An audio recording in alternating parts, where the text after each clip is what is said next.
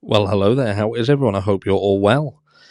Now, when you watch this, it will be Thursday. It's not actually Thursday, it's still Wednesday because I've just done the live. But I wanted to do this video, just kind of a short version, because I know not everyone wants to sit through a live. So I'm just going to put this out there in as short a form as I can, because I just need to put something to rest. So, just very briefly, I'm going to show you something and just explain why this spurred me on to have these thoughts. And this was this. This was someone, and by the way, you're looking absolutely amazing. I don't want to forget telling you that, because you do. But look, this was someone from our community going over to Cy Ray's channel, and they'd asked him a question. Has Cy been able to get GPS off metadata? Inquiring minds want to know. This episode used cell signals, but what if the perp was more skilled? Thanks. So imagine when I see this, I'm thinking that's a great question, because that's what I'm pretty sure Cy is bringing to the table.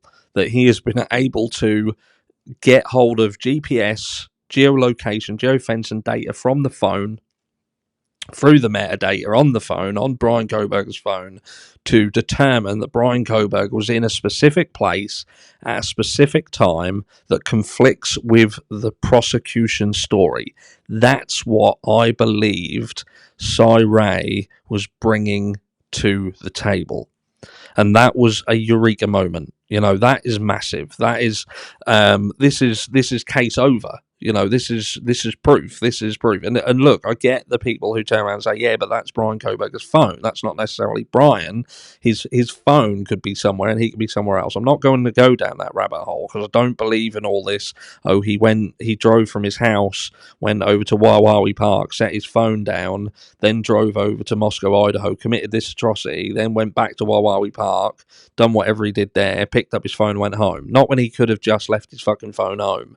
And unless this was some massive plan and plot and ploy right from the beginning, that he was going to take his phone there because he'd formulated this story that he was going to use in the background. All this is, you know, do you know what I mean? I'm just not going down that route, because I don't believe the same person who could be that complex or go into that complex detail would be someone who would walk into a house with a knife sheath in their hand and drop a knife sheath. Unless, again, you want to go down the rabbit hole of saying that he planted the knife sheath. This was an entire story that he was going to do this entire crime and get away with it because he wanted to beat the system and prove it could be beat. I'm not going there. Anyway, I digress. A little rant there. But so I love this question. I didn't love the answer. I'd hate it when people say to start with. I'm guessing this could potentially be Kerry, not Cy. But yes, it is possible, but not an absolute. So I immediately think, but hold on then. So this is you're saying that it's possible to get GPS off metadata, but it's not an absolute. Well, it would be an absolute if you could get GPS data through the metadata and show someone's phone being here.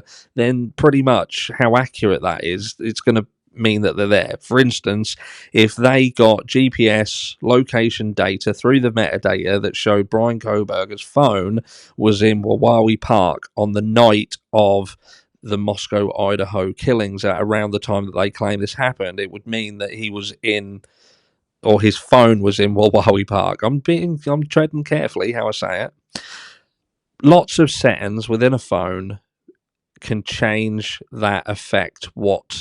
I don't know what they're trying to say here. I'll paraphrase. There's lots of things, lots of settings in a phone that can affect the data that you can draw out of it and the phone's ability to record that data accurately. But there is always another way. And this is the bit that worries me, but there's always another way. You just have to look harder, try harder, get out of the box. Sometimes it is right in front of your face, but you can't see it. And this bit here is what Cy got himself into an issue with when he was talking about an engineer. And don't get me wrong, they misquoted him. He wasn't saying he was an engineer and lied about his qualifications. He was just basically saying that someone who's a qualified engineer, for instance, will look at something in a certain way, and if it doesn't fit inside that box, then they'll leave it. Whereas he would go beyond the box and look at things. Then someone sees it and points out, and then bam, everything changes. And this is what concerns me, okay? When Sirey came out, I believed that Sirey was going to come to the forefront of this case and be able to prove that Bryan Kohberger, or at least Bryan Kohberger's phone, again, without going down the rabbit holes, and say, Bryan Kohberger's phone, at the time this crime was happening in Moscow, Idaho, Bryan Kohberger's phone, the geolocation data on his phone shows that that was sitting in Wawawi Park, for instance.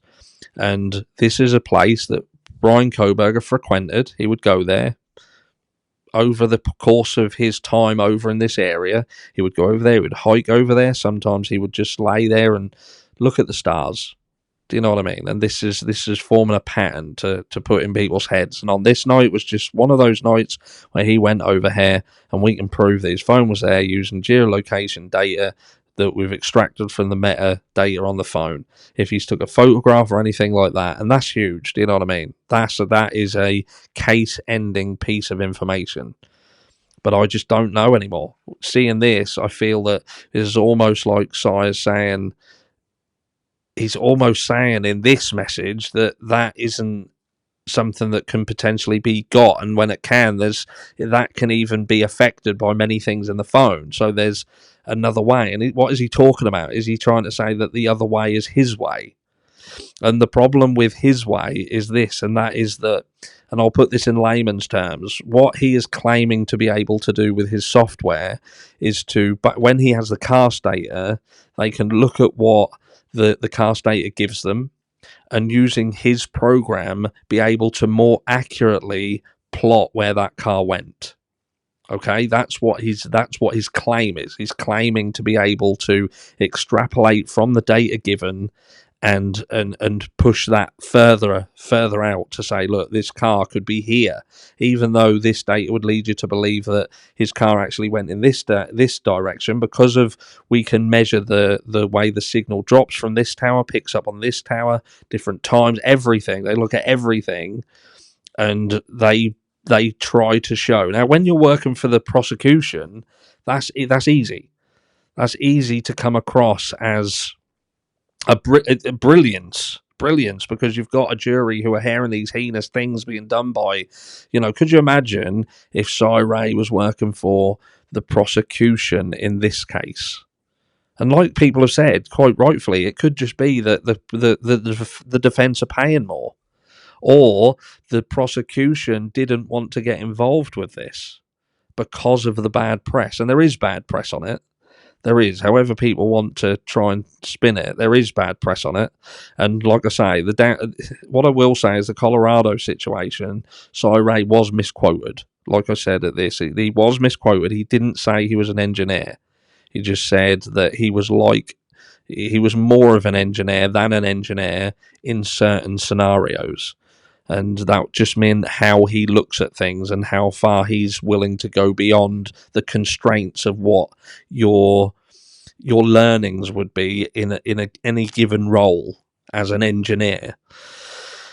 Anyway, I digress. Let me know what you think. Did you believe, and I'd like to know down below, when you first heard about Sirey and what he was bringing, did you believe that he was coming to the forefront and was going to be able to say Bryan Kohberger's phone was not in Moscow, Idaho at the time of this crime, it was over in this area here, and this can be proven because we've got GPS geolocation data off of the metadata on the phone?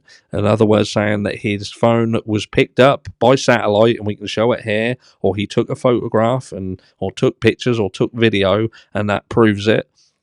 Or did you believe that he was going to come forward and try and challenge the cellular information? Remember, metadata, even though they all work together, they are very, very separate and independent things. And I've said it, and I've said it before. Imagine you set your phone up on satellite navigation, 300-mile trip, and during that 300-mile trip, your cellular data will drop in and out of signal. But your GPS positioning, that will remain constant through that journey as it plots where you are in accordance with that satellite navigation. It's the easiest way to try and do it. There are other things and pointers to that, but that's to try and, in layman's terms. But what did you think he was coming? What did you think he was coming? Just remember, this ain't about getting a guilty man off. This is about, I want to see Bryan Kohberger proven innocent if he's innocent. I don't want a guilty man getting off. I want even though it is not, the burden of proof lies with the prosecution, I still don't want to think of Bryan Kohberger getting off if he's done this crime, because Anna's just picked someone who they can use to cause reasonable doubt.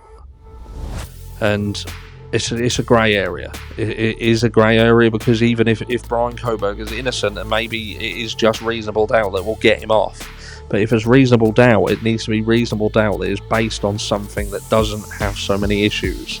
And the downside with Cy-Ray's technology, what he uses, it seems to be unquantifiable from a scientific perspective.